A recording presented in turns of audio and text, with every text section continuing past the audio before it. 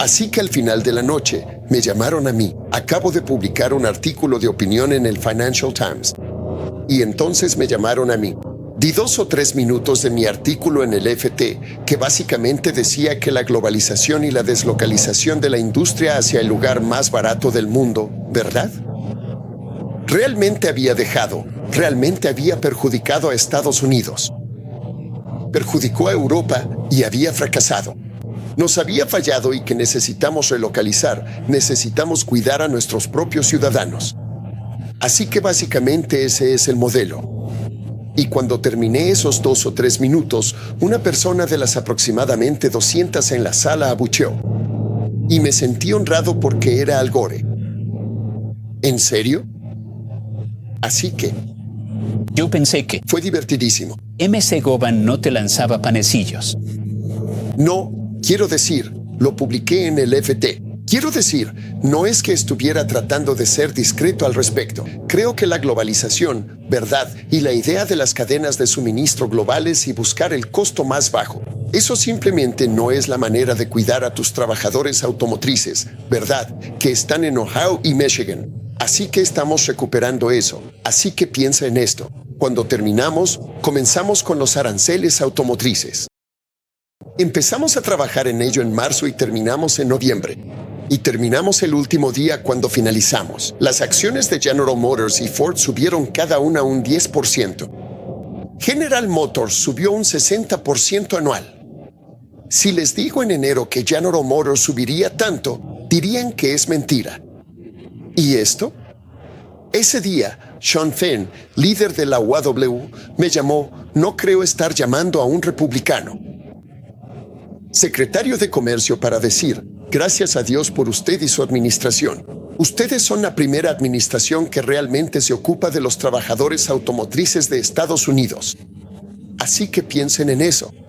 Si realmente lo piensan bien, pueden cuidar tanto de la empresa como del trabajador. No hay que tomar partido porque queremos que crezca el trabajo sindicalizado en Estados Unidos.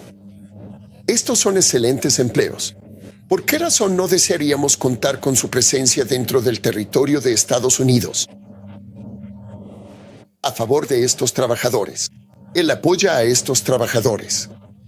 Son buenos empleos para estadounidenses y crearemos más. Se prevén grandes inversiones y mucha IED en Estados Unidos. Sobre los aliados del G7, esta semana el presidente francés Emmanuel Macron acusó a Estados Unidos de intentar subordinar a los europeos.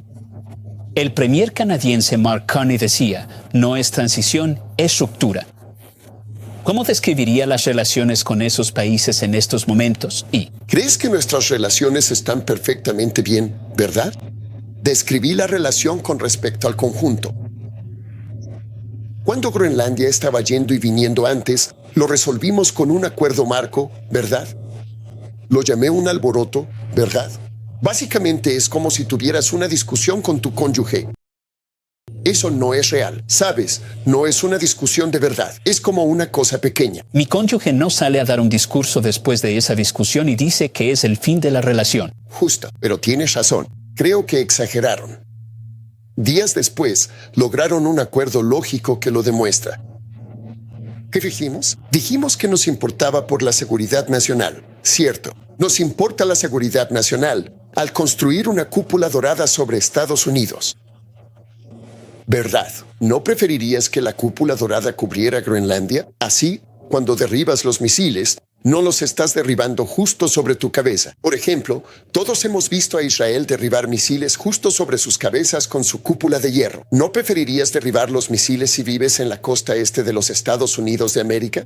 Sobre Groenlandia, a un par de miles de millas de distancia, donde no hay gente, ¿verdad?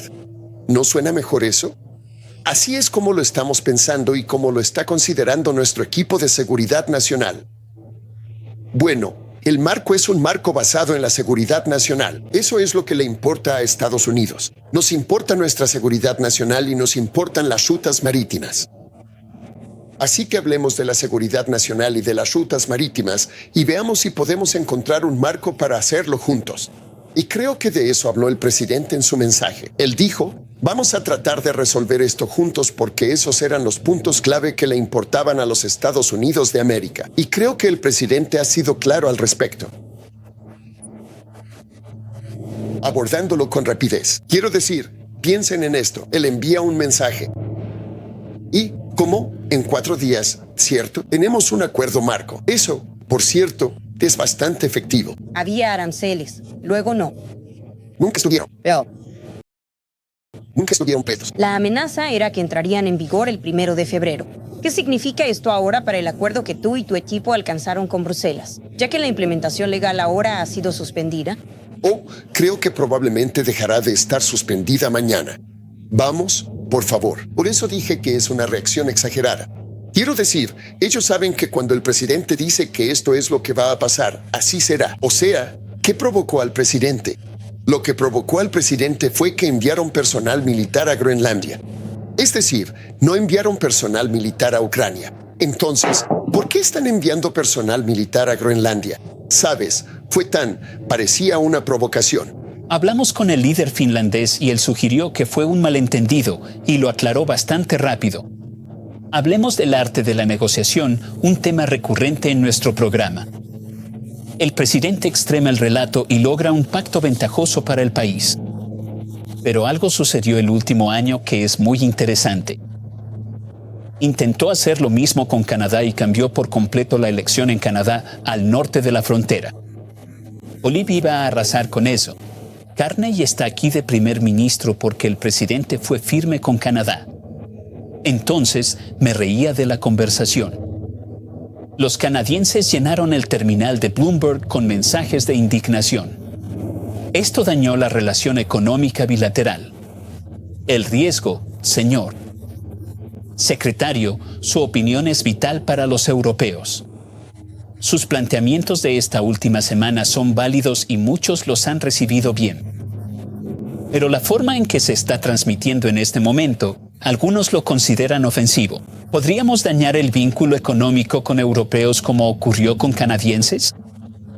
Y en ese sentido, ¿desbaratar el movimiento conservador en Europa que ya está en marcha? No lo creo.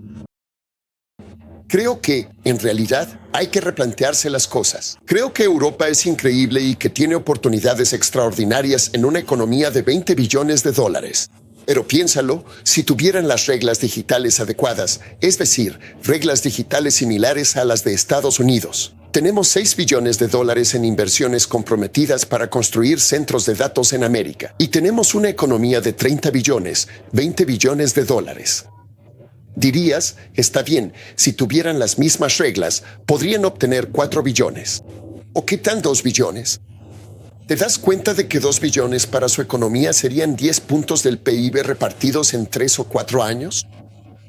Quiero decir, eso generaría un crecimiento increíble. Y déjame explicarte un poco cómo funciona eso. Así que hicimos un acuerdo con Micron. Ellos van a invertir 200 mil millones de dólares en Estados Unidos. Así que el viernes pasado, hicimos la inauguración de su mega fábrica, una fábrica de 100 mil millones de dólares. ¿Y dónde lo hicieron? Lo hicieron en el norte del estado de Nueva York, en Syracuse. Ahora bien, no ha habido construcción industrial en el norte del estado de Nueva York en probablemente 40 años. Pero si lo piensas, alguna vez tuvo una enorme base industrial. Entonces, ¿qué tiene? Tiene energía porque cuenta con la infraestructura eléctrica para eso. Así que lo que eso hace es crear, así, un enorme impulso. Y creo que Europa puede hacer lo mismo. Creo que el Reino Unido puede hacer lo mismo. Y Canadá está pensando en esto de una manera un poco arrogante. Bueno, pero solo para profundizar en lo que John está diciendo, es una cuestión de estilo. Se pueden obtener los mismos resultados sin usar palabras como llamar débiles a los líderes o decir que sus economías están decayendo. Correcto. ¿Es necesario provocar ese sentimiento visceral que sentimos entre muchos líderes aquí y en conversaciones con inversionistas internacionales? Quiero decir, ¿hay alguna otra manera? ¿Ese estilo es más perjudicial que útil? Bueno, creo que genera atención. La gente le presta atención y lo escucha. Eso. Si simplemente te mezclas, nadie escucha nada en Davos. ¿Verdad? Todos dicen lo mismo de siempre y si necesitas destacar, tienes que decirlo. Así que mi opinión es, correcto, que Canadá nunca le ha expresado al mundo que tiene el mejor trato, el segundo mejor trato del mundo. El mejor trato del mundo es México, porque, recuerda, tienen el TMAC, lo que significa que el 85% de la economía canadiense entra a Estados Unidos sin costo alguno. Quejarse de que va a ir a China y mejorarlo. ¿Qué va a hacer? A China le encanta venderle, pero ¿crees que China va a abrir su economía para aceptar exportaciones de Canadá? Esto es lo más absurdo que he visto en mi vida. Tienen el segundo mejor trato porque México tiene un trato un poco mejor. Tienen el 25% del 15% adicional, mientras que Canadá tiene el 35% del 15% adicional. Pero dame un respiro. Tienen la segunda mejor oferta del mundo.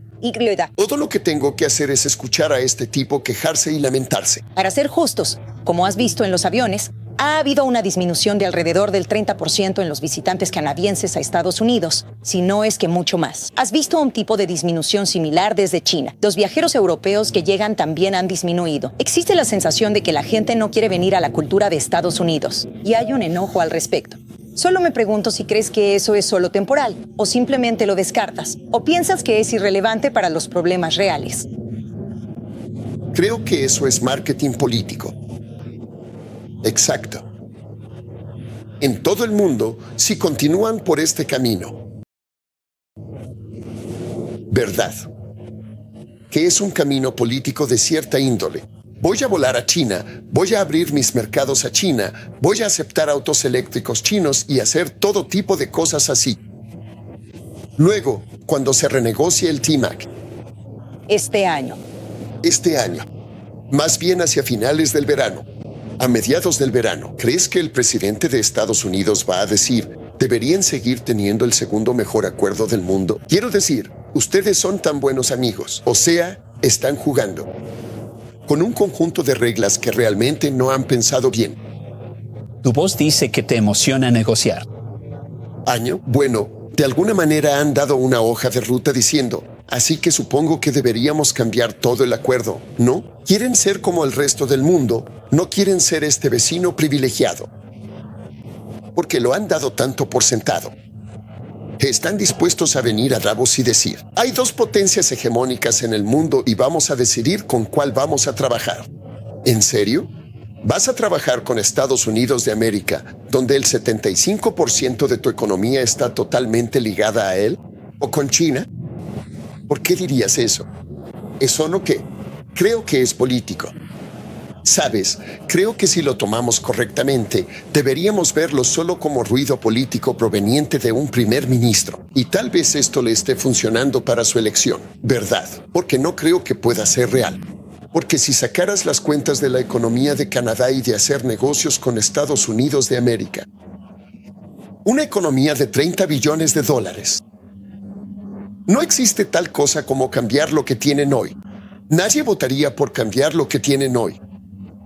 Ahora, tal vez lo estén vendiendo bien, pero solo para su política, porque ciertamente no lo están vendiendo bien para su economía fundamental, para el largo plazo con Estados Unidos. Estados Unidos está haciendo acuerdos con China, y me encantaría que nos explicaras qué está pasando con los H-20. ¿Es correcto ahora que básicamente, para que China reciba, para que nosotros les pongamos un arancel, ganemos dinero con eso y luego se lo enviamos a China? ¿Y tienes entendido que ahora China podría ser vulnerable a estos chips? ¿Vulnerable porque están entrando a través de Estados Unidos? Entonces, es el H200, ¿verdad? Ese es el chip del que estamos hablando. Y Jensen Huang fue al despacho Oval y argumentó que este es un chip mejor de lo que ellos pueden fabricar a cualquier escala, ¿verdad? Si se los vendemos a empresas chinas, los usarán y desarrollarán sobre la tecnología estadounidense, restando fondos a la competencia china. Y es un argumento interesante. Hay dos posturas, ni venderles uno o darles los H200. ¿Tú de qué lado estás? Me pongo en medio. Fue una discusión muy buena. El presidente decidió venderles los H200. De acuerdo, y él tomó esa decisión. Y cuando terminó, dijo, ¿y sabes qué? Creo que obtendríamos el 25% para el contribuyente. No, sí, comprar a China sabiendo que son de Taiwán, Estados Unidos y luego a China. Vienen a Estados Unidos porque, para poder cobrar el 25%, ¿verdad? El proceso correcto para hacerlo es importarlo, ponerle un arancel y luego exportarlo de nuevo. Bien, ese es el modelo. Es el modelo de proceso para ejecutar un plan que hizo el presidente de los Estados Unidos de América. Correcto. Así que ese es solo el modelo de ejecución de cómo hacerlo. No es otra cosa, es solo el proceso, ¿verdad? Y es el mismo chip H200. Y la pregunta que descubriremos es si las empresas en China quieren comprarlo. Eso seguro. La pregunta es, el gobierno central de China, ¿verdad? Quiere, ya sabes, cuando tienen ese mismo argumento, quiero darles a mis empresas este chip por el que todos están peleando. O quiero obligarlos a soportar el dolor de usar chips inferiores que se fabrican localmente, pero que ayudan a que nuestras empresas nacionales crezcan. Y esa es una pregunta. Vamos a ver cómo se desarrolla.